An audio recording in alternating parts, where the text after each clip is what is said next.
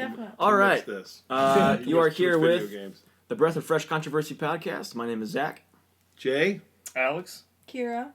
And today's topic, we're going to be doing a review and sort of dissecting the Joker movie.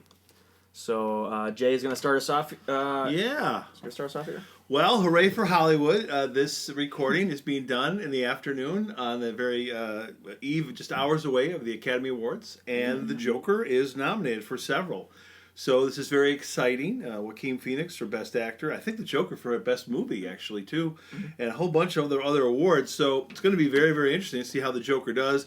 It's also going to be interesting, being the Joker is a little more pop culture than some of the usual best movies, especially the last, 5 years or so. So it may help the ratings, because a lot of the award shows' ratings have been kind of slowly going down. Whereas in the old days, when I was a kid, it was like big deal. Basically, Super Bowl and the Academy Awards were like the big thing that everybody cared about and everybody watched. And as your generation has all grown up, now you got a million things you could watch. You got 500 channels on cable. You got the internet. So you're just like, oh yeah, whatever. Okay, who won the Super Bowl? Okay, that's fine. That's cool. Did I see the commercial? That's cool. Yeah. Okay, great. Academy Awards. Yeah, who won? Oh, that's nice. Okay, whatever. So it's a whole different kind of a thing. But anyway, I like the Joker. I have a lot to say. So I'm just going to say a little bit here, and then we can pass it around a little bit. So I don't want to hog everything too much. So I saw it with a group, which is kind of a neat way to see a movie. See it with a group of people. Not everybody liked it as much as certain people in the group. I liked it. I'd give it like a B plus, A minus as a movie if you're giving that kind of a grade out. I think that they achieved what they wanted to achieve. And I often thought, hey, if I was ever a professional movie critic, which I'm not, folks, but I do love movies. I would always tell the audience what kind of movie it is and if it hit the mark. I think this one hit the mark. They wanted to make a gritty movie. And they even said right out front that this is heavily influenced by past films like Taxi Driver, like King of Comedy, which, by the way, both had Robert De Niro starring in them. And Robert De Niro was in The Joker as Murray, the talk show host. So I guess you can't really have a nitty-gritty, rough movie without Robert De Niro. There you go. So yeah, I liked it a lot. I thought they hit their mark. I'm not saying it was a great movie, but it was a good movie. And I will watch it again. My wife and I always say that to each other. They always say, "Well, would you watch it again?" Because if you wouldn't watch it again, it's really not a good movie. Whatever movie you saw. I mean, because it is an hour and a half, 2 hours or more of your life, And so I have movies that I love. Goodfellas right there. I don't know how many times I've seen it deep into double digits. I don't know if I've seen it 100 times. But Robert De Niro.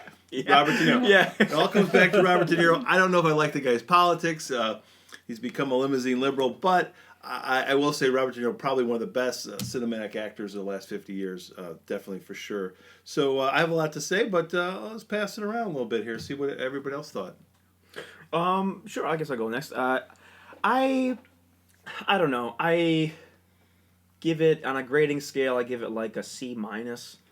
Or like a 5 or a 6 out of 10. So you won't be watching it again. well, right. You're talking about watching it again. I did watch it a second time. I watched it last night before the podcast, and then I saw it in theaters. But I definitely watched it more so for the podcast. I probably would never have watched it again if it wasn't for the fact that I wanted to kind of have it fresh in my mind.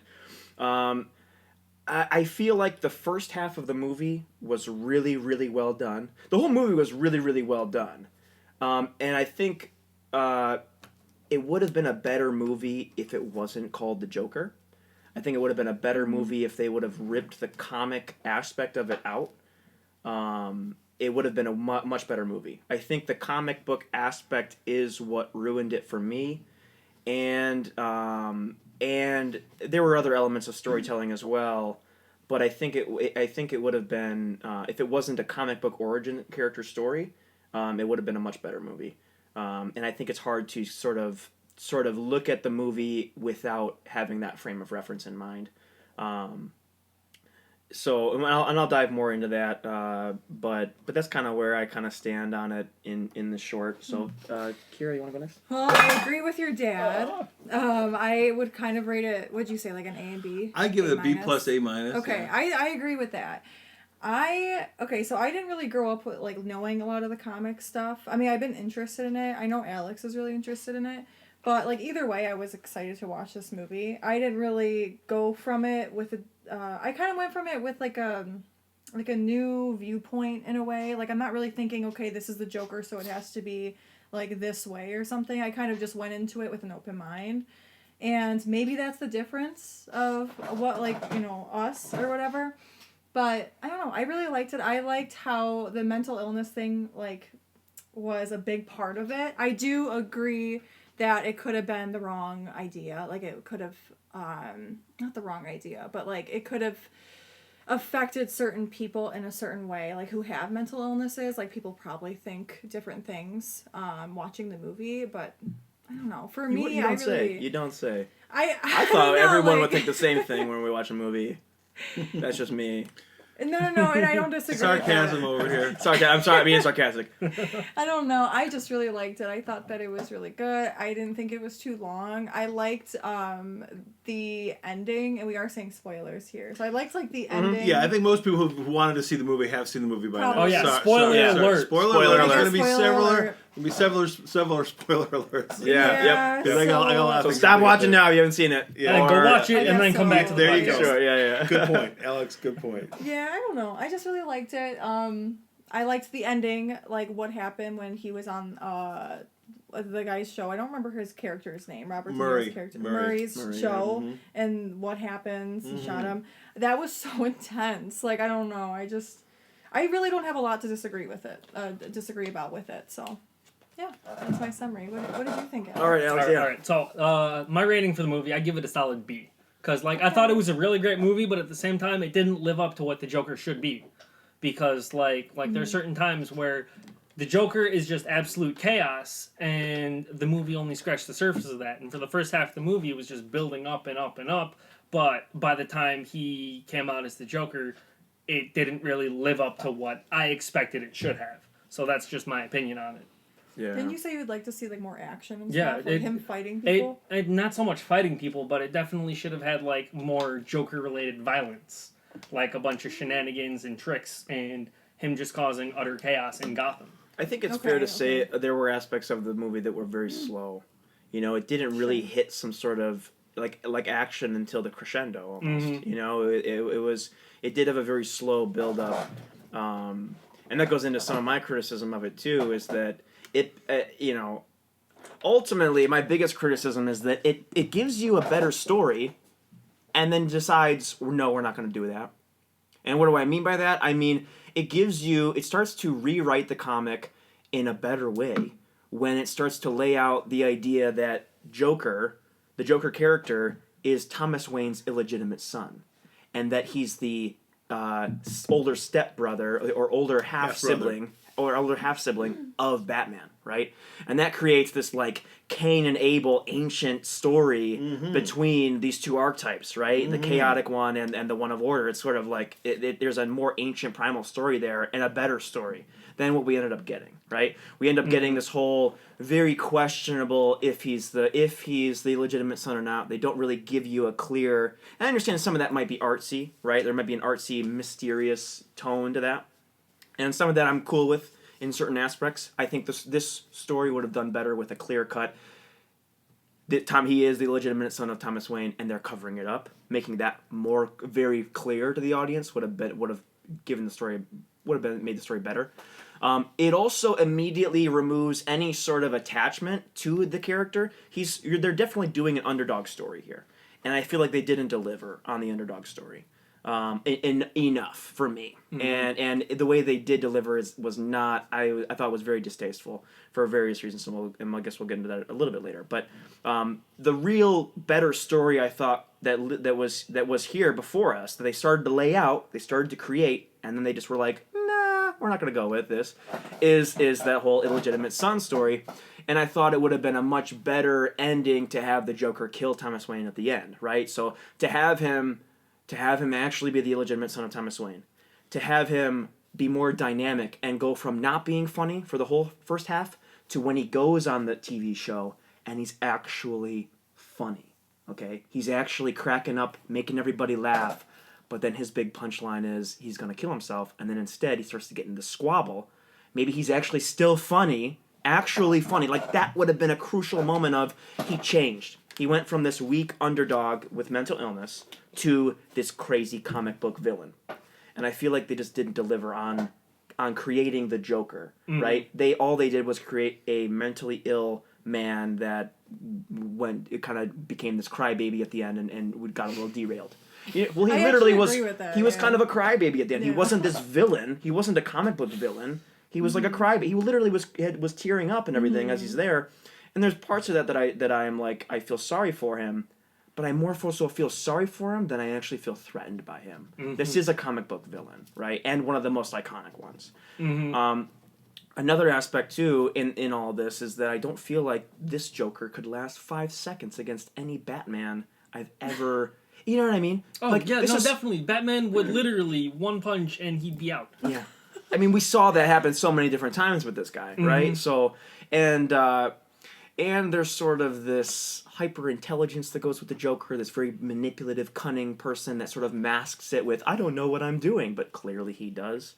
And that's sort of the crux of this chaotic character that is the Joker. And you literally see, almost an hour and a half into the movie, it's like over an hour into the movie, you see him walk into the exit side of a hospital, right? Like, this guy is the antithesis of intimidating. So, and that's what I think all stories are predicated on a strong villain, right? And so you have to make a clear distinction of, is this a hero? Is he like the anti-hero? Or is he a villain? And I think the story went with, he's a villain. He's not the hero. And I think they should have gone more with the anti-hero thing of, this is an underdog, you're rooting for him, I want to see him kill Thomas Wayne, right? I want to see him become funny, right? I want to see him change, I want to see him become a dynamic character. So I'll pass it back. So there's a lot to talk about here. I get it that the comic book fans could have a certain vision. I get that, and all, but to be fair, all that is real mumbo jumbo. It's very mumbo jumbo. I am a Marvel kid. I grew up with Marvel. I bought those comics. I had just a kick-ass stack of them, and eventually, as I was getting more into rock and roll and other things, I remember taking it to a comic book shop and selling them, and it was so hard to do, man. It was really like, oh my gosh. But anyway, so there's always going to be a part of my mythology, because we all have different mythologies, and my childhood moved along in different areas and went into different things. But I always have a little love there for some of the Marvel of the 1970s that I grew up with. And it goes back even further, because I would get back issues and stuff and all that kind of thing. But you know what? I mean, they obviously, took Joker thing, which obviously gives them what? Commercialization, make the money. You could do a whole other movie here, nothing to do with Joker, about this Arthur Fleck guy and his mental illness. Sure you could. But we already did that. It's called Taxi Driver. Yeah. Oh, okay. So But Taxi Driver was 50 years old. And yeah. So maybe they're redoing it. Yeah. Well, I mean, they did redo it in a sense, but they mix in this comic book thing. So by doing the comic book thing, you mix in, well, we have a built-in audience out there. And sure enough, what happened, everybody? I don't know if I have this truthfully as factually, but I think this is the biggest grossing, or one of the biggest grossing R-rated movies in a long time. So that was very interesting too. Right, They put the R rating on there. That was a little chancy for them, because in comic books we want to get kids. Clearly they said, no, we're going to make some art here. We're going to do what we want to do. We're going to do an adult, not adult as an X-rated, but adult, mature themed 70s gritty kind of 70s early 80s kind of movie. And to me, in my opinion, they did it. They pulled it off.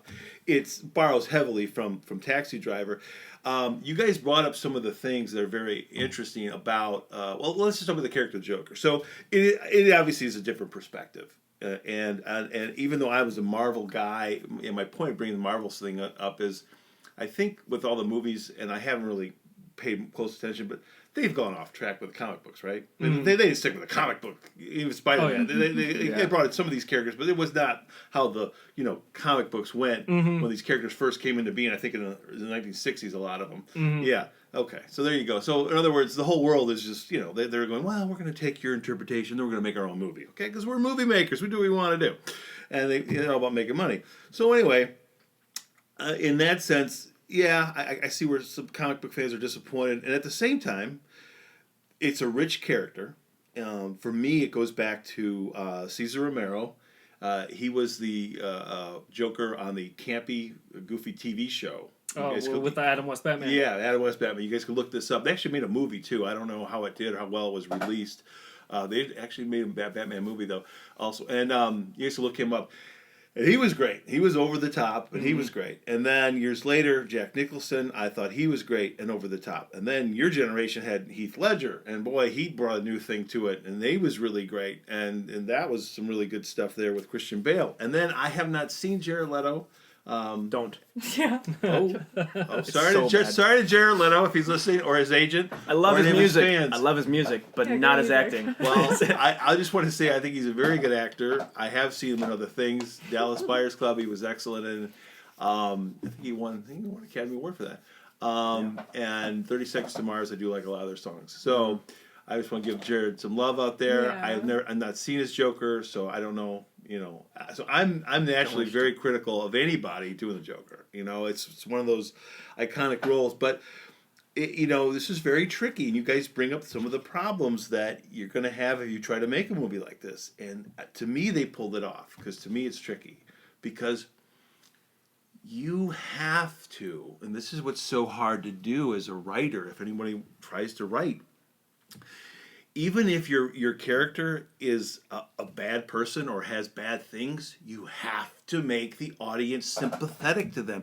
You have to make the audience care, okay? And good writers can do this. A recent example in pop culture is the smash hit, it's been off the air for a while, but Sopranos. They made this mob boss, Tony, very sympathetic. I mean, he would go through these bad things, but then they would show him in these vulnerable situations, particularly with his wife and his kids, and these things that were stressing him out, and all of a sudden he's getting panic attacks, he's going to a therapist, and he's trying to keep it all quiet. So when you see these other dimensions of a character, and you create a three-dimensional character, you can get the sympathy of the audience. I want to give a fail out there. I'll give an example of where they fucked up, complete fucking failure. I looked at this one, really? Scorsese, you're awesome. So remember, Scorsese, he's tonight nominated for The Irishman, I think. He directed Taxi Driver. This all comes full circle. I thought Wolf of frickin' Wall Street was a complete frickin' fail. I don't know if any of you saw it. Leonardo DiCaprio up for awards. I don't know if he's up for awards tonight. DiCaprio? Yeah, my illegitimate brother. Oh, God. You guys will see. I'll pencil in the eyebrows someday. You'll see. I could see it now. Can you see it now? Thank you. I'll take this as a compliment. I feel like his fat, older, uglier brother. Oh. I'd be Lenny DiCaprio. Okay. So anyway, Leonardo and Lenny. We could do a whole skit. We could do a whole we'll green screen you in. There you go. And have you guys have a conversation. Yeah. But this movie, okay, who's about a real piece of shit, who's now fucking released, by the way. We could talk about this piece of crap someday. I hope I can't sue me for saying that, but you're a piece of crap if you're listening, buddy. He's out. He should be still in jail right now. He ripped off a bunch of people. And in this movie, this guy's a piece of crap. And they don't really give you any reasons or any sympathy, empathy. You can't build anything to care about this guy. Like, okay, at least show me why are you a piece of crap. This is the Leonardo DiCaprio character from Wolf of Wall Street, directed by Martin Scorsese. I want to make sure I clarify that for anybody who doesn't know what I'm talking about. That's a fail. Okay, now this here, the Joker, this was brilliant. And I got to tell you guys, everything you brought up, good points. I was wondering, how are they going to pull this off? And to me, they pulled it off. They did it. It's very difficult. So I feel I'm a little dominating too much. You want me to keep going, or you guys got some more to say? Because I have a lot to say about this realm of how they pivot. They did a pivot, and to me, they pulled it off. Very difficult thing to do. But I thought they pulled off the sympathy. And then at the end, they create the character. And then you could have your other movie, or he could go on to more, or they'll bring in other actors to do more, and whatever they're going to do. I think they are making a second one. Wait, what? Why would they make a second one? Well, right. Because it ended at the beginning of the Joker's story. Okay. Yeah, that's another criticism too. It's like, again, you're saying you saw the pivot. I'm saying I saw the pivot. I don't think it was a very well done pivot, and that's probably why they have to make a second movie. Do you want to jump in? I would like to listen to your explanation of how the pivot was done well, Jay, But yeah, let's try to bounce it around. Sure. I think that now that you say that they're going to make a second one, that kind of makes a little bit more sense. Like, you're saying that they didn't really get to the point where he becomes like a villain sort of thing. Well, maybe they did that on purpose and they took their time with this first one, so then that way the second one is going to be more of him being the Joker. And like, I don't know. I also agree with you though about the like sympathizing with him. I think that they did that really well in the movie. Yeah. That's what I'm trying to say. But at the same time, I agree with you saying that it was a little bit like he was a crybaby. So like you're not really sympathizing with a crybaby, in a way. Like I don't know. Now that we're talking about this, now my like mind's kind of racing about it. Like I have my different opinions now. Like I don't know, but I do like the movie though. I agree. They do a great job of making you sympathize for him. Yeah. I just don't think they deliver on the end beats. I don't think they deliver on the other coin. They definitely delivered on making you feel for this character. With the mental illness is something that I think a lot of people, that's a whole conversation we can get into. But I think that's something immediately you've got at least 3 out of 5 people watching this movie going, I have mental illness too. He's just like me. For one. For two, whether or not that's actually true, you've got people who assume they do. And then, 2, you also see him get up on stage and, try to be funny, and he's like choking up because he has got his weird laugh thing. And so it's very easy to sympathize with that because we've all kind of had to give public speeches before, and we know how paralyzing that can be with or without any sort of trauma or mental illness or whatever. And when people kind of laugh at you and make fun of you for that, like it's easy. Again, we're building up the underdog. He's getting bullied, and then you've got the whole train thing, and then he gets revenge. And he gets a little shot back at the bully, right? So, they do a great job in the first half. They just lost it in the second for me. Yeah. So I don't think they delivered enough of the villain. They made me care for him, sure, but they didn't deliver on the villain. What do you think that they could have done to deliver a little bit more on it? Like, I don't know.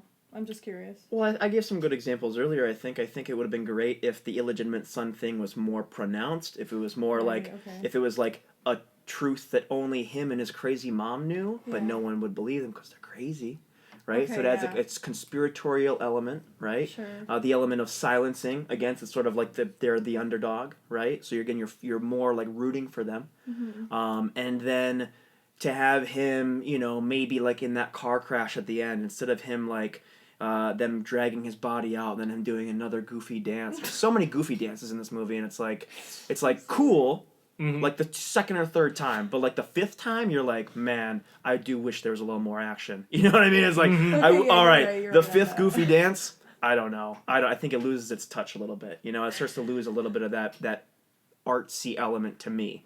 And I need a little more than some goofy dancing. So I think having him doing that at the end on top of the car, although somewhat neat, I think it would have been better to have him sort of maybe get in that car crash, sort of like dragging his feet down an alleyway or something away from the scene, and then he ends up in front of Thomas Wayne as he's leaving the movie, and he kills his dad. Because there again, you have this sort of complete story of, there's a death. I feel like the 2 times he kills people, or the 3 times he kills people, the only one I'm really like, yeah, get him. This is more than 3. Is there 4? Subway 2. Mother. I was going to say, oh yeah, he does kill the mom. Yeah, that's right, he does kill the mom. I forgot about the mom. The subway. And then at the end. Yeah, I feel like the subway was great. The guy who comes from the coworker who messed him up. I was thinking the coworker and then the Murray. I feel like those I don't know two. what the whole count is, but I'll just help you count. I feel like those 2 were sort of undeserved, and that's where like they were going for the climax, right? Undeserved? Yeah. Well, Oh, God, I was cheering that. God. I don't think De Niro, after all the people he's killed in movies, and biting women's faces off. Well, Cape Fear, man, Cape Fear. Well, I know, but you've got a different. Piece Yeah, of crap, you've got a piece of crap. You've got the whole. Yeah, you want to see something happen to Robert De Niro. I got 50 years of De Niro due. Once Upon a Time in America. Oh my God. But not Once Upon a Time in Hollywood, baby. It's Once Upon a Time in America. But for the Murray character and for the coworker character, I felt like those beats were just a little off. I wanted more of the Murray. I want to see Murray bleed to death more. He just shot him. It was over with. That's where I was disappointed. Like, no, I want to see Murray suffer. Really good if the first shot would have been non-fatal to Murray. And Murray it doesn't make any sense. I don't think you deserve to die because you made fun of somebody on air. I don't know. He was a PRCK. Well, He was a typical right. New York's PRCK. PRICK. But the one that vowel in there. The one that affected Archer Fleck's story more, him personally, was Thomas Wayne. And so to have him kill who he believes is his illegitimate father or whatever, the illegitimate son, plays to a stronger story model that has worked. It's an old story, Yeah, I don't know why they did that little switcheroo there. I don't know why they did They that. were trying to stay true to the comics, and I think they did it in the wrong moment. Because in the comics, it's very, very clear that it had to be a random criminal. That's a whole part of Batman's story. And so in the end, they're trying to stay true to the comics in a weird way. And I'm like, you've already messed up so much of the comics. Keep it rolling and give us a better story, Mm-hmm. So to go back to how do I think they could have made him a better villain? I think there were things that would have completed his sort of origin story better and also kept the underdog story alive, Yeah. It's like all these bad things happen to him for a reason, and I don't think they deliver on that enough. Yeah, I think that also the mental illness aspect to it. I think that there's people, this is kind of an obvious, but I think that there's people that could watch this movie, like you said, and be like, oh, I do have really bad depression, or oh, this is totally me, which I don't think is necessarily a bad thing, but I think there's some people that are on that edge almost that might think it's okay to go out and do violent things. Or, I don't know, for some reason when I went into the movie, I was kind of worried. And Alex knows. I was just like, what if somebody, shoots us up or something? I know it's not funny, but, it's kind of scary. No. You know what? You're not alone. Yeah, you're not alone with that. So that was a lot of people thought that because of what happened with the Heath Ledger Joker movie. Yeah, and when this movie came out, everybody was like, "Oh, great, it's gonna happen again." Yeah, but it didn't. Feeling. It didn't. Right. Yeah, you're right. Which is great. And they did a lot of warning about that ahead of time, which I think was probably a good thing. Some people mocked it, made fun of it, but I was like, no, it's probably a good thing to do. On that note, so now I just want to ask a question. Have you seen Taxi Driver? No, I haven't. Have you seen I Taxi have Driver? not. Yeah, Okay, so that would be very fascinating to have you guys see that sometime. Yeah. And then you'll compare it in your head, between the two movies. You kind of see. I think you'll see what I'm talking about. Now that was a very interesting situation because you bring up mental illness, Kira. Yeah. And so the story there was this movie came out in I'm sure 76. I want to say 77. Okay. And in March of 81, messed up guy whose parents were involved in this big world Christian organization, super rich parents, and they were big donors to the campaign in 1980 of George H.W. Bush.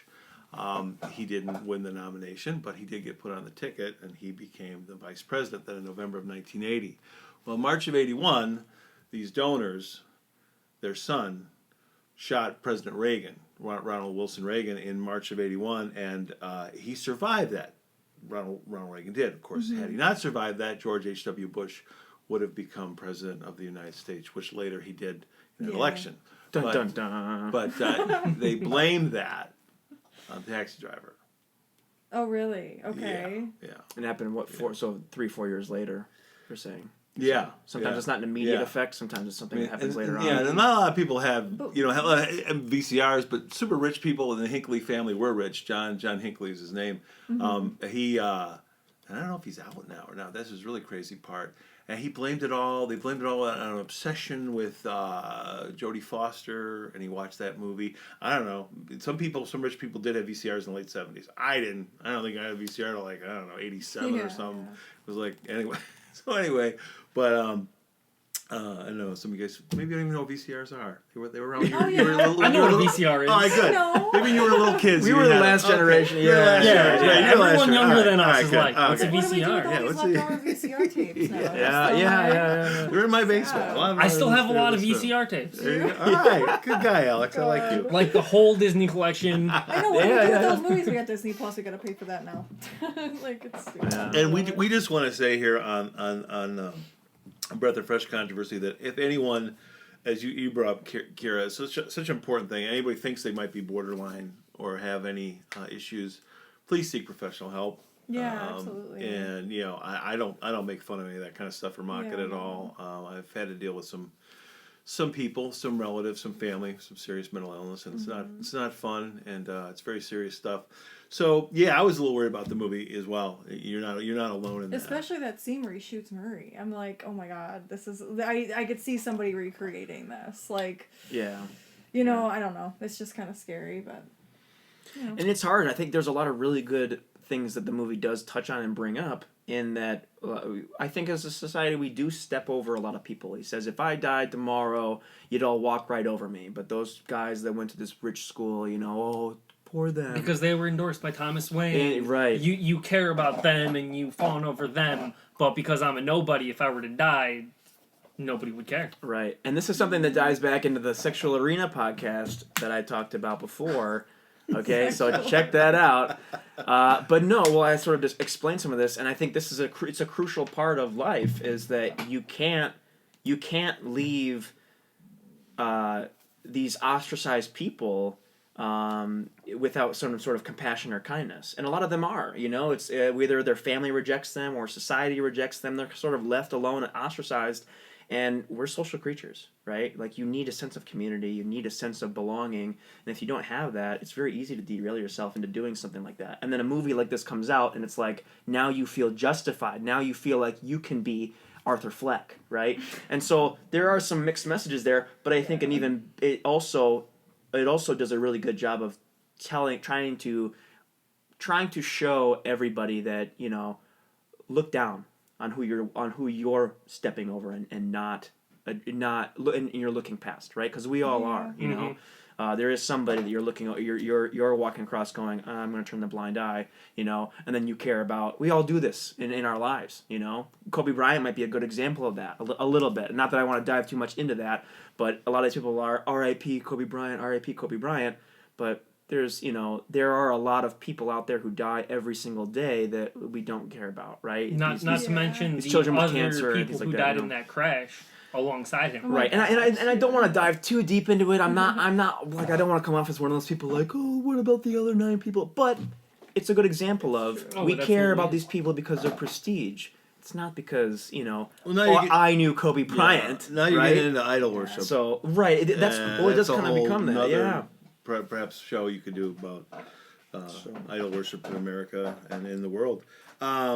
So I really enjoyed the movie. Again, to me, you have to have sympathy for the characters. A successful film called American Hustle came out about 7 years ago. I don't know if you guys have seen it.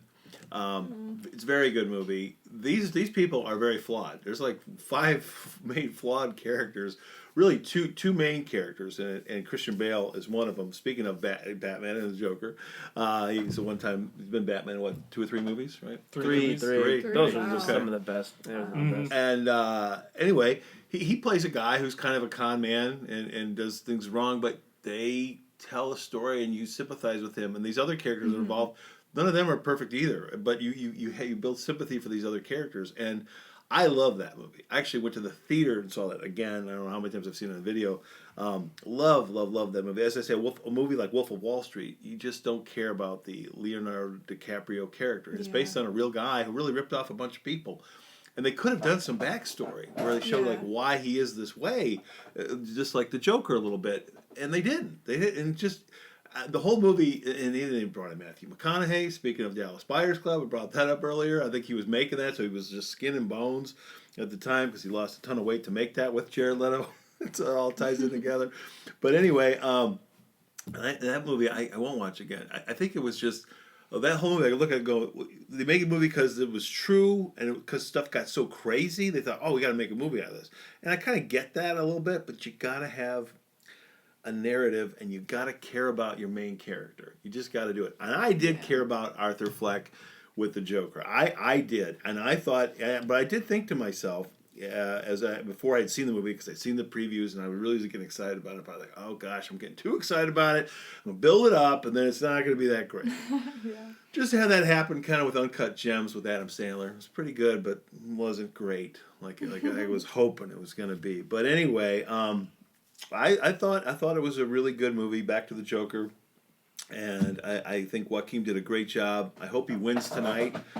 He's got a tough competition, but I think he's got a good chance of winning tonight.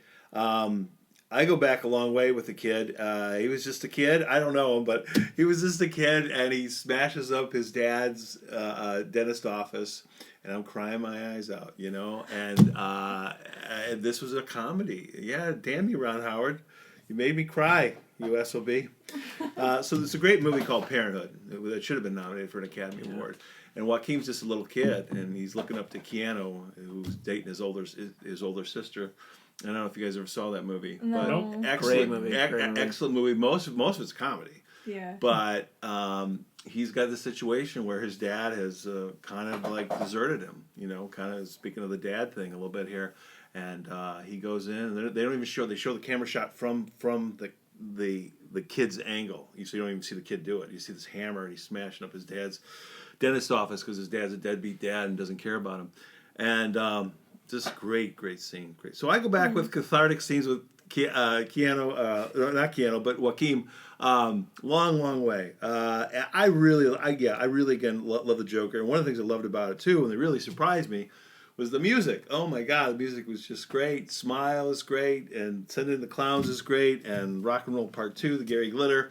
That was great, and I think they even played That's Life in there somewhere too. Yes, if I'm not they mistaken. did. Yeah. They did. So this is all my kind of music, and so that's another reason they hooked me in. And again, you know, these movies aren't for everybody. You know what I mean? And that's why I would say, as a movie critic, if I was one, I'd say, well, this is the kind of movie it is. They either hit the mark or they don't. These guys, I thought, hit the mark. I think it's Todd Phillips who's directed it. Bravo to you. Good luck tonight at the Academy Awards. Again, I thought it was really good. To me, they kept the sympathy on him, and I knew they were going to have to, a little while, have him as that sort of good guy. What do you want to call it? Vigilante. You know, that was like the subway scene. You know, and they directed that so well. You know, you didn't know if these guys were going to rape that woman. Yeah. You didn't know what was going to happen.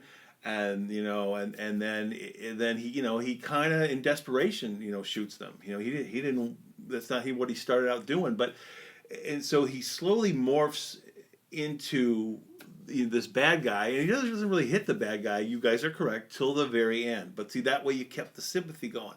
I thought the scene, again, spoiler alert, when the two guys who work with him came to see him. See, that's when he was kind of flipping to become bad, but he didn't go all the way yet. See, that was just beautiful. That was beautiful, because I saw that scene. I don't know how much I want to give away here, but again, everybody should have seen the movie by now that wants to see it. Oh yeah. I mean, to me, that was awesome.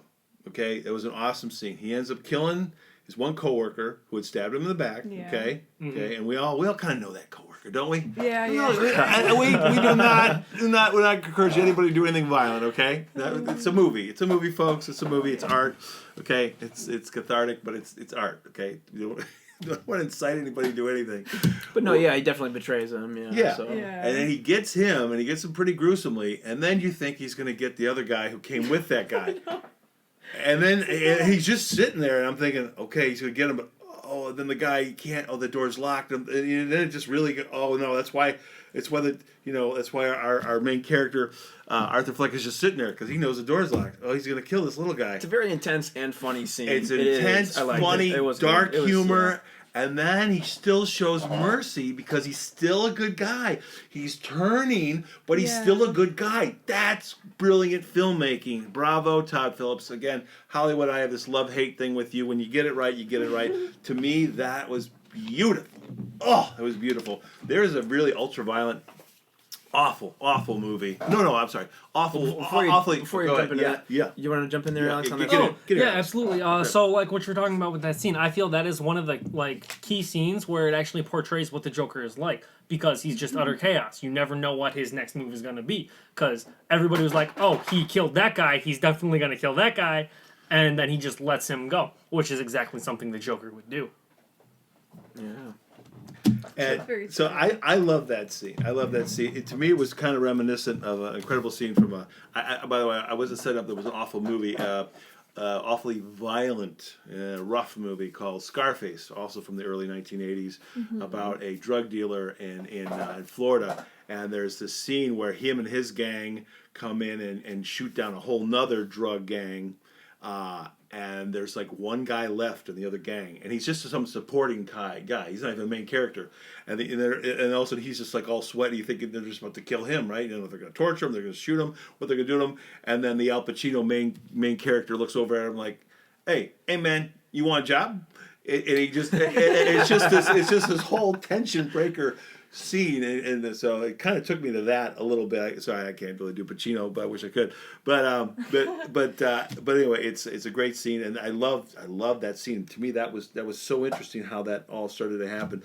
Yeah, I don't really think he became the Joker till like the very end. Till the very end. And I think that's how the filmmakers wanted to do it, and I think they had to have you be sympathetic to him. And for me, it worked. Again, things are subjective. Art is subjective. People can like what you like. You like what you like. People go, "We're like, if you like that, you're stupid." Or no, you like what you like. Knock yourself out. It's like music. Yeah. It's like whatever. For me, you brought up a great point, Zach, that I wanted to get into, and I want all of your opinions on this real quick. Because I always say, if you like a movie, you're gonna watch it again. If you're not going to watch it again, well, you really didn't like it. Don't tell me, it's crazy. Because somebody, I've heard people, they'll go crazy over movies just to want to fit in with other people. Like, to talk like they like stuff and like they want to see artsy or culture or whatever. It's like, do you like it? Do you watch it? Did you go buy it to watch it again and again? I have a bunch of movies. You got a bunch of movies? I do. There you go. There you go. So, there you go. If you like stuff, you want to go buy it and own it and pop it in whenever you want to watch it, But anyway, the thing I want to ask all of you about is the thing Zach brought up. And this is why I definitely will watch it again. The father stuff was Mr. Wayne, his father or not. I still didn't know. In fact, some of the volume there, and a couple times went down. People were talking really soft, and I'm like, whoa, wait, what are you saying? So I'm going to watch that again and again. I've had other people tell me, oh no, it's supposed to be. See, it was like the mother was nuts, and she thought that, and she convinced him that, and no, it really was. And I'm watching some of that, going, well, no, he was a super rich guy. No, Arthur probably is his kid, and he had these records and stuff all faked and all messed with because he had the power and the money to do that. So when I watch the movie again, I really want to watch some of those scenes very, very carefully. I like to believe as a watcher, no, they are half brothers, and I love it. I love that dimension to it. Yeah, I'm actually somewhat obsessed with that very topic in other areas of life. And that goes back to the masculinity thing. There's so much of that out there nobody talks about. There's a lot of people related to a lot of people they don't know. With Ancestry.com, they're finding out a lot of things these days. But I love that angle because you guys, you understand. I grew up with, and some of you too. Oh, Batman. Oh, well, he's the Wayne family. They were rich. Well, why were they rich? Does that ever explain any of the Batman movies? Ever explain what Daddy did? Okay, so. This was giving you a whole different angle. Oh, Batman's dad, maybe he was this bad scumbag rich guy. Oh, we're giving you a whole different angle. And he was getting killed by a criminal, maybe not the Joker in this movie, but a criminal. Still, nonetheless, giving you a different perspective. So I like that. Maybe for some traditionalists, they're playing too many games there, but I like what they did. I enjoyed that a lot. And so when I watch it again, on video, I do want to watch some of those scenes slowly and carefully because I'm thinking, no, that is his dad, and that's why they did that scene where Arthur Fleck goes to the mansion and the little Bruce Wayne kind of has a little moment with him because otherwise you think the kid would just say, great. "Oh, who are you?" and just run away. Right? The kid just run away. No, they had a little scene there with them. And then I thought Arthur had this great scene with Bruce with whatever Mr. Wayne is, what his name is, Thomas Wayne. Yeah, Thomas Wayne in the bathroom scene. I loved all of that, and I can tell you guys, I'm not saying I have this condition that Joaqin, the Arthur Fleck character has, but in my life I have actually done a little bit of that, so I can relate to that. I would have these, I think they're emotional moments, emotional outbursts. And somebody would do something funny, and I would just start laughing. And I don't know if you guys ever had it. I think anybody can have it once in a while, and you just keep laughing. I mean, you just go to this other place. I would have that sometimes, and I think it would set off some other emotional outbursts for me. And I literally was a kid in high school, and this was one animated teacher, and he would do these things, and some of my friends and I would make fun of this teacher, and later on, then all of a sudden the teacher would just do his little thing that he did that I thought was funny. I'd just start laughing. The teacher just got mad. I could tell he wanted to be entertaining. He wanted to make all the high school girls think he was kind of funny, and he was up there as the teacher. He wants to. He's doing a little show, but he wants some kid just like me, just laughing, just constantly laughing. So finally, he kicked me out of class. That's happened to me more than once. So I really can relate to that too. It was also was also kind of interesting in the film. But again, overall, I give it a B plus, if not an A minus. There was definitely some great scenes there, and I wish all the filmmakers and all the participants all the best tonight at the Academy Awards. I've spoken way too much. Sorry, such a big mouth here. You guys get in here a little bit. Get in. Zach, what were you gonna say? I saw you raise your hand. Well, no. So I watched it last night, and I was really paying attention to that kind of stuff too, because I wanted to make sure I was sort of on the ball with some of my criticisms. And I guess going back to what I said earlier, I will say they didn't. Earlier, I said they didn't make it clear enough. Right, so they do kind of have this lingering moment of what is what, what is the truth, and there's one scene I maybe I need to go back and watch it again, because I think there is a scene where, and maybe this is a little Mandela effect or something. Maybe I'm making this up. I don't know, but I want to go back and see if there's a scene where Arthur Fleck's character sees something that Penny, his mother, got from Thomas Wayne, and it says like "love" or "sincerely Thomas Wayne" at the end of the letter, right? Which implies that Thomas Wayne wrote to her, which implies that maybe there was a thing there. Now that could all be skewed as well. I'm not really sure, but I think it was something like that. But the way the movie had set it up was, when he was trying to get the records at the mental hospital, I watched that scene over and over again and to make sure I got this right. They basically made it out so that she's crazy and that he was adopted, so he's not even her child, right? And that's where they start to go into this whole, he was a victim of trauma, he was a victim of this child abuse from one of his crazy mom's boyfriends, etc., etc. And so it's like, take away this whole idea that Thomas Wayne he's the illegitimate son of Thomas Wayne. And I think that sort of dilutes those great scenes where he's walking in front of the Thomas Wayne Manor, or the Wayne Manor, with the clown nose, and he gets to meet Bruce Wayne, a young Bruce Wayne. I think it dilutes that scene. I think it also dilutes the scene where he confronts Thomas Wayne, which is after that, I believe. And he's like, I just want a little compassion, Dad. I mean, you really want to feel for him there, but you don't know if you should, right? There's this weird moment of, I don't know whose side to be on. I don't know if Thomas Wayne is dealing with a crazy guy, or if Arthur Fleck is really deserves some compassion from his father, who's a real scumbag, right? You don't know how to feel in that scene, and I wish I knew how to feel, right? Yeah. And that's why I say one of my criticisms of the movie is they should have laid this out far more clearly, right? And the only thing that they give you is a old scene of a younger Penny, a younger version of his mother, in the room talking to a detective or the mental hospital or the counselor, psychiatrist, whatever, and she's kind of like, Thomas had all this covered up. And that's the only thing that's said, right? Is a crazy woman saying he covered it all up. But which a rich guy could do. Which they could, but so they're leaving you with a 75% chance this is just some crazy lady talking out of her ass, and 25% chance that there's a conspiracy here, right? Because who are you going to believe? Are you going to believe the rich and powerful Thomas Wayne when he says no, that's not true, or are you going to believe the crazy lady when it's like, this is your kid? And it really depends on if there really was a scene where Arthur is looking at a letter or a note or something that Penny got from Thomas Wayne.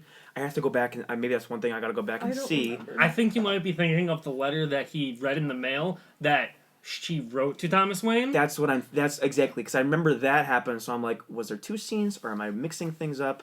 I don't know. I'm pretty sure it was just the one scene. Yeah, so that's what I mean. I think they should have, if they were going for that route, which I wanted. Yeah, me right. Too. I really wanted it.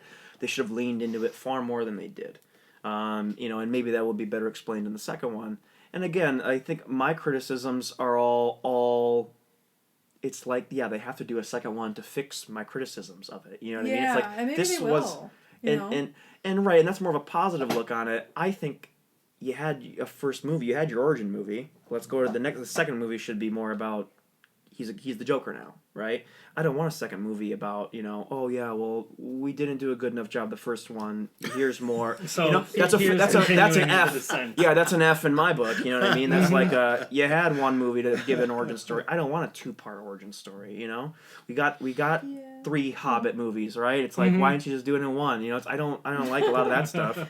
That's where it's like Hollywood's going into this whole like, we need a part 1 and a part 2 and a part 7. I feel like And they it's did all a really lot, one too, story, yeah. and it's like.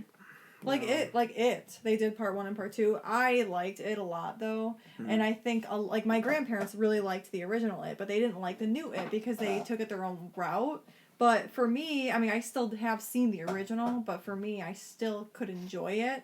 But they do tend to drag out things now in Hollywood, it seems. Like the first part and the second part. I mean, God, those movies were so freaking long. Sometimes for no reason. It was just Pennywise chasing him for like an hour. And I'm like, all right. Like, we get it. It's cool, but... What's wrong? The Joker, It, all these bad clown movies. Clowns are people too, damn it. Krusty! Krusty, how'd you get in there? How'd you get in there? Tired of all this clown discrimination. The hell's wrong with you people? I'm out of here. I'm sorry about that, everyone. The views of Krusty the Clown are not necessarily those of the rest of the panel here on Breath of Fresh Controversy. Oh, I have a question. So the whole thing with like the Joker with like you guys are not sure like if Thomas Wayne is the dad or like the Joker's the half brother, whatever. Was that not something that was covered on the comics? Like, do you know that? I know you. Yeah, in the comics, it's never that. It's never discussed. Never that it's like, oh, hey, this is your half brother, and he's the Joker, and that's the reason why. Oh, yeah. Honestly, It's that's never news like to me. that. I thought that this like, would have been. as he was saying, it was a new twist that they should have followed on because that would have made a much better story. Oh god, that would have been such an awesome story. I'm surprised that they didn't. Maybe they are trying to drag it out, and maybe the second part they're gonna finally be like, oh yeah, this is it, or whatever. Give you more of that. If they did, it's like great, but in my book, you could have done it in the first movie. Yeah, they could. It's got to be the money thing. Yeah, there could have been something and they're also there. Trying to play with you, maybe. Yeah. Like, what do you guys think? Just trying to leave you like an open question or whatever. I don't know. I don't disagree with it. I think it's compelling. I don't know. Yeah. So. Yeah, and I'm gonna go back and definitely want to watch some of those scenes over and over again because it sort of bothers me if they're not half brothers. To me, the story is more fulfilling if they are half brothers. It makes more sense to me. The whole and why would they even bring it up and start it in the first place? Exactly. Yeah. It's sort of like a big they waste. better as hell. So They're either painting they should have painted this better picture far more clearly, or if it's not true and he's just crazy. Well then, it dilutes the movie. It makes the movie not so good. I mean, to answer you, Alex, is that okay? The answer would be, well, it's because you wanted more sympathy for the character that his mother was crazy and it made him crazy, and the mother was telling him these big lies, to give him more sympathy. That would be the answer, that someone would give you on the other side of that. But to me, I'm like, well, why does a crazy lady get to adopt a kid then? Wait a minute. There's a few problems here, so I'm going to have to really watch this. Well, that's a really good point. That that's is a really good point. I because, might rewind. They usually do throw backgrounds of like when they adopt you. So and I just want to say I love that scene where he tries to grab the files through that cage. Hey man! Oh man! It started off so nice and calm, and then all of a sudden he's like, "Oh no!" Yeah. I was like, "Oh my god!" I felt that as my chair. I'm like, I mean, that's good movie making. Suck me in, make me care that you're trying to get that, and I want to know. I want you to get that. I want to know what the hell's going on here. Whereas like I said, you watch something like Wolf of Wall Street. I don't care. This guy's a jerk. I just really hate Wolf of Wall Street, man. I want to see something bad happen to him at the end. But again, there might be better examples. I don't know. There's other movies like Tony, in The Sopranos, long-running TV show on HBO. Tony's a bad guy, and you see his dark side. Yeah. But then you have these other moments where he's very vulnerable, and Tony Soprano, and people sympathize with him. He's this mob boss, murderer, and everything else that he is. But you can tell his story really well, and it's amazing that Wolf of Wall Street was such a failure. But that's an example of where I had no sympathy for the main character, and you can't do that. You can have supporting characters that you don't have the sympathy for. That's fine, but the main character, the audience has got to feel him or her. You got to have this connection. Got to have some sympathy there. It's something you got to have that to make a good story, in my opinion, anyway. So. But anyway, so if you guys get a chance, and to everyone listening out there, I thought Taxi Driver is a work of art. Again, not for everybody. It is also very dark, disturbing, gritty movie. As you'll see the relationship to the Joker, and they admitted they were heavily influenced by it. And it's kind of the inverse thing. To explain what I mean is, and I'll give this story so that everybody who's a movie lover and maybe listen out there. So Taxi Driver is the story of a Vietnam vet who may be having some mental illness issues, and showing his struggles dealing with society in New York City in the 1970s, and all the vile things that he sees around him, and you think it's going to make him into this bad guy, and then I don't want to give it away, but at the end he is more of a hero. But you see how he gets sort of tempted to go this dark route, almost a Joker-esque route, and you think he's going to, and they kind of do a swerve. Well, in the Joker, you start out with a guy who's got all these problems. The world around him's beating him down, and then he's sort of a good guy, he's just a meek guy, and then the world's again pounding him down, and then. You have sympathy for him, and he does some good vigilante things, just like Taxi Driver does. You'll see if you ever see it. But then in the end, he does end up as the bad guy. So if you sort of watch those movies, they're kind of like inverse of each other, but very closely related. And I enjoyed that, I guess, because I'm a big Taxi Driver fan. Okay, it's a dark movie, but all kinds of great people in it. Harvey Keitel's in it, who also is involved with The Irishman tonight. Jodie Foster's in it. Martin Scorsese directs it. Sybil Shepherd's in it. Oh, I thought Taxi Driver is like a better version of Joker. In my opinion. Yeah. I think another sort of difference, and again, they're sort of maybe playing to the times or playing to the culture, is Taxi Driver is about a little bit more of a right-leaning despaired guy, right? He's a Marine. He's sort of looking at like all the sex and the orgies and the drugs going on in New York City, all the scum. He's like someone. He says lines like that, like someone's got to clean up these streets, right? Yeah. So he kind of has this whole like hero mentality, sort of, right? But you also have this moment of like he's also looking at like some normal people, and through a more modern lens, some of these people are sort of beat down by the system, right? They might be put in the ghettos, for racial reasons or what have you, right? Or other things. There's other aspects of this kind of stuff going on, but he kind of looks at it like, someone's got to clean up these streets, and there's all these terrible people, blah blah blah. So, but then he takes the girl to like a sex movie. It's like there definitely was something off in that guy's brain, off in his head. He's struggling with madness. He's struggling with mental illness. But I thought, man, that movie was so good, because the difference between Taxi Driver and the Joker was, in Taxi Driver, and spoiler alert, we can dive into spoilers here. If you stop now, go watch the Taxi Driver, get back to us if you want to go watch it. Was that he was a dynamic character.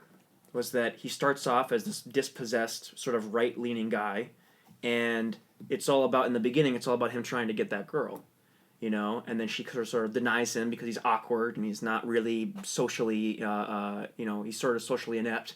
And then by the end of the movie, what's the last scene? The last scene in the movie is the girl gets in his cab after he saves the girl from prostitution, and he does this whole shootout with these pimps and these drug lords and everything, and he gets shot. And you don't know if he lives. You're on the edge of your seat, and they just cut off. Yeah. And they go to this like narration moment. Brilliant. It was awesome, so awesome. But then the last scene is he did survive, right? I don't know if he's got like a cast on or something, but he did survive. Months later, from the gunshot wounds. Yeah. And the same girl that he was infatuated with gets in his cab. Sybil Shepherd. Yeah, and Sybil Shepherd, yeah. And she kind of goes, when they get to her house, they kind of goes like, "Do you want to come up for a cup of coffee or something like that?" And he goes, "Not tonight," and he leaves, right? So there's sort of a lesson learned, and you see that what he wanted in the beginning isn't necessarily what he wants at the end. He learned a lesson, and he's more of a dynamic character, whereas the Joaquin Phoenix character is. One of my biggest criticisms was I felt like he was the same character he was in the beginning, as he was at the very end. He's a very static character. There's no lesson to learn. There's no Wow, okay. real evolution. I didn't get that. He's just kind of put on some makeup and a suit, and Okay, I didn't get that. To me, he fights back and he changes. I think there's a huge character arc. But I mean, like I said, it's the opposite of Taxi Driver. Taxi Driver teases you one way and then he swerves to the good side in the end. But I don't think there was really a lesson learned for Joaqin as that character. I feel like it was just more, he was being more unhinged and like just rebelling and whatever. Yeah. Yeah, it was like there's no good lesson. No, it just went to more madness, and now he's going to do more bad things, and so it's sad. But. Well, right. I mean, when you look at like storytelling is all about giving us something to learn from, and I don't think the Joker really gives us. It doesn't give us something to learn from the main character necessarily. Maybe the things happening around the main character. Maybe a lesson to not turn into madness or something like that. But it just doesn't do that all very well. It's sort of like he thinks he belongs to the Wayne family, and then he's like, no, my mom was crazy, kills his mother, which is all fine and dandy. But then like the follow-up is, yeah, he just is like, well, nothing matters, and I'm just gonna go shoot everybody. I'm gonna smash my coworker's head in because he betrayed me, and I'm gonna get on this guy's show that made fun of me, and I'm gonna blow his brains out. It's got this nihilistic turn, and at the end he's glorified for it, and I don't think that's a good message, right? I don't think that nihilism is something that you should promote in storytelling, and that to me is why there's a better story to tell. There's a better story in him actually becoming funny, as the Joker on the TV show before he kills the guy, and him killing Thomas Wayne, right? There's you're rooting for him, there's more evolution there, et cetera, and there's a more fulfilled story, whereas the end of the story becomes, I don't give a shit about anything, nothing matters, I have no motive, I'm just a crazy guy unhinged, and I get worshipped for it. I get to dance, I get to do my 5th, 6th goofy dance on a car, and take the blood on my lips and smile. And I feel like it's actually like the mentality of people nowadays sometimes. I feel there's certain people that might have that mentality, and that's why also it's so dangerous, because they just go, like, they're just unhinged, and they're just like, oh, now I have this fan base. Like, it's more online. There's a lot of, like, YouTubers that, like, have started, like, this weird pattern, and then people are, like, fans of them. It's actually going on right now with this YouTuber, Onision, and he actually is dressed up as the Joker, too, and, like, talked to his audience, and it's kind of weird. Like, these people think it's, I don't know. It's this, like nothing matters, and that's what's going to make me, like, a god, or that's what's going to make me, like, a king, or something, right? It's like, it's not the right message. I don't think that's the right message to be giving to people. Think that, you're and right, I think that like if he actually became funny, then we see him sort of, even though he's sort of the villain, he's evolving, right? Mm-hmm. So it's like he's becoming a better version of himself, right? And that even though it might have been in a terrible way, there's more of a positive message there.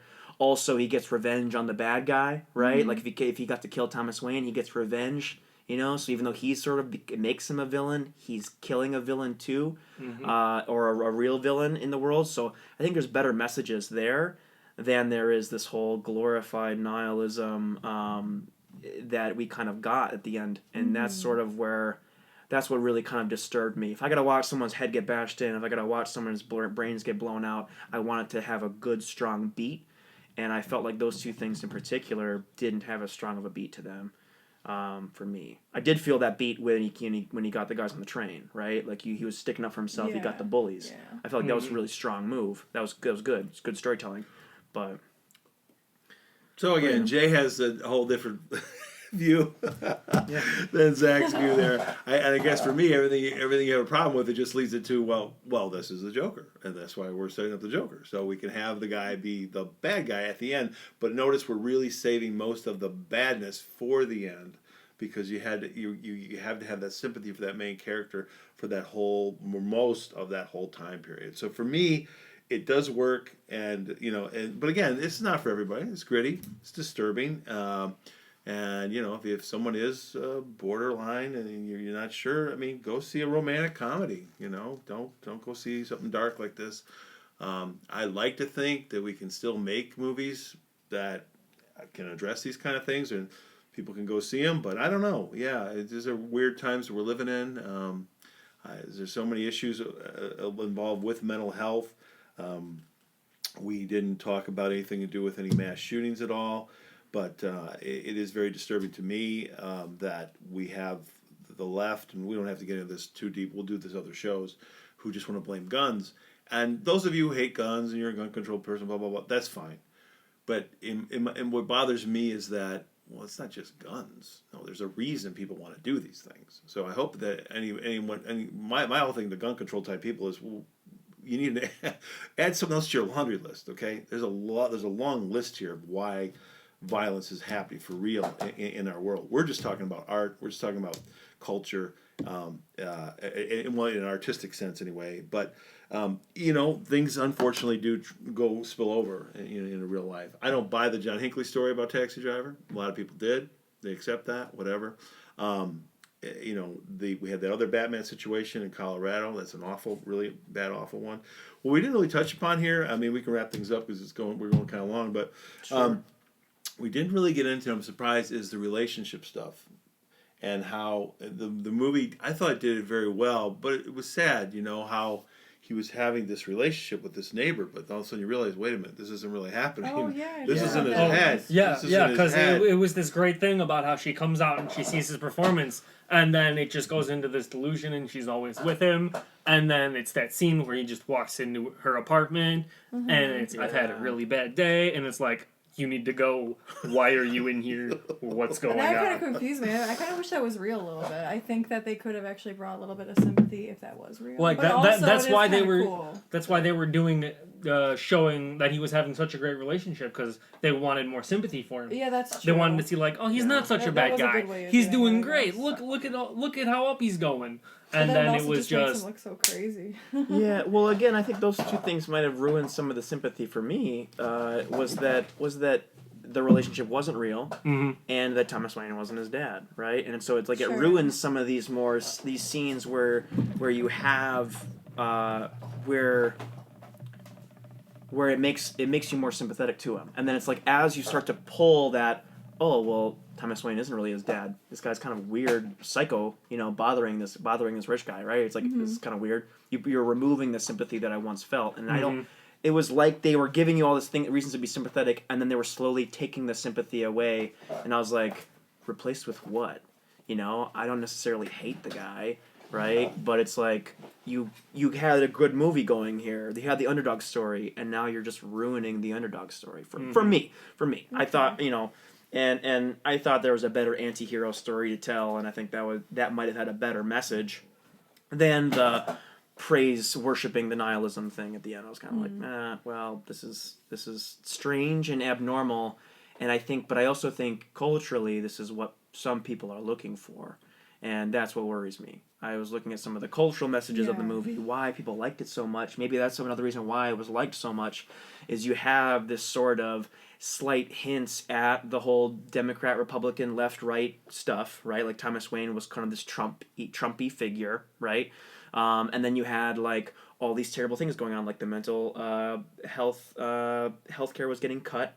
You had garbage all over the streets, right? So it's like we still have these really subtle, not over the top, but very subtle political hints towards things, and like where it all kind of went was, again, this whole like worship nihilism. You gotta go kill the rich guy, and it's like, well, if you don't have that with a strong story around it, again, like if it was this sort of like I'm getting revenge on the father that left me behind kind of a thing, you're gonna have a better story. It goes back to a Cain and Abel thing, and then it becomes the Cain and Abel thing between Joker and Batman. But without that, I don't know if this is a good messages to be giving people, right? Like you could be subliminally telling people on the left, like if Trump gets elected again, put the clown masks on, start burning everything alive, and start shooting up everybody. That you see in positions of power. That's where I'm like, I didn't really get the shooting the Murray thing. Like I understand him being mad. I thought a better way to get back at him would be to like make fun of him on his own show, be funny and make fun of him, turn everything on him and start making fun of him. Right? Then have Murray get mad, have him kind of go get this guy out of here, and then him have a pull out a gun. and then maybe pop him. And now he's That like, might have been better. now Yeah. Maybe I'm in not control. Yeah. Then do a goofy Yeah. dance. Okay, Yeah. like that's what I want to. Yeah, then do the that's Fortnite true. like With Fortnite with the little- gun. With the gun. Oh, yeah. Yeah. And that might have been that might have been pretty good. It was for me even it was a little bit less satisfactory killing De Niro because it's just like no you can't just kill him and then no I want to see more but nice like he Make him just squirm, yeah. if you just got him on the shoulder and then have him Murray like try to crawl away and then him kind of stalk Murray through some things and but Yeah, I mean, make him crawl on the ground, and just slowly shoot him in the leg. I feel like that's more of a Joker thing to do, actually. Yeah. Well, right, that makes you more intimidated. Have him dancing and then shoot him. Boom, dance around a little bit. In the leg, in the shoulder. Yeah, He's crawling maybe that away. would've been a Everyone's lot sort of better. scattering, and then he's got that weird looks in the camera. Is like, now let's, and then cut him off. Right? Something. That would have been way better, way more fulfilling. Mm-hmm. And so again, I go back to the crybaby thing. It's just more of like, you walk all over me and you don't see me, and well, I don't want to kill myself anymore. I want to kill you. You get what you deserve. Yeah. It's like, yeah. this could have been way better. I guess it's kind of hard because, like, I guess we want to be a little bit more, like, aware of people that might see this and think that way. But at the same time, why should we... I don't know. Why should we, like, have to hold back on certain things? Like, this is not just about even this movie. But, like, hold back on certain things just because there are people out there that are so friggin' sensitive about... Like, there's an example of somebody on, I think it was like a Canadian news channel that was talking about, I have anxiety, so we should stop clapping in movie theaters and instead do jazz hands. Yeah. I saw that, but that has to be a joke, right? This is a Okay. joke, right? I never saw that, but I'm still wondering. Oh my Is god. that a joke? I know, I wonder too, but I think she was completely serious. And it's like, I mean, I guess going back to this movie, like, okay, I understand that you may have, like, really bad anxiety, and maybe that's why you're suggesting that, but this is the way things have been, and just because you can't handle that, maybe just have a movie night at home. You know what I mean? Like, Yeah. or know that when you go out to the movies, people are going to be clapping, and, like, if you need to leave, use the bathroom, or, like, sit in a certain spot that might not be loud. I don't know. But, like, the same thing with the Joker. Like, do we have to hold back on these things because of the way... Certain people will interpret them. Yeah, exactly. But I Yeah. do understand your point. Like, I'm kind of in the middle, honestly, about this whole thing. So. Yeah, I think there's a really good Yeah. conversation we can have diving into mental illness. Now, this Yeah. one's gone. Our podcast right now has gone a little long, so hopefully you're still with us. Do you guys want to do a little bit of a short part 2 where we kind of dive into the mental illness bit? Because I do have a lot to say on that, but again, I don't want to not lose some listeners here. Maybe we'll make a part 2 and make Maybe it more we about. should, because I think it could go on for a very long time. Yeah. I think we could really, really dive into that. Okay. Yeah. All right. So, thank you for listening. We will come back to this again and dive into the Joker a little more deeply. Good luck to the filmmakers of the Joker tonight at the Academy Awards. We'll see Absolutely. what happens. Yeah. And thank you. Thanks for listening, guys. Bye. Bye.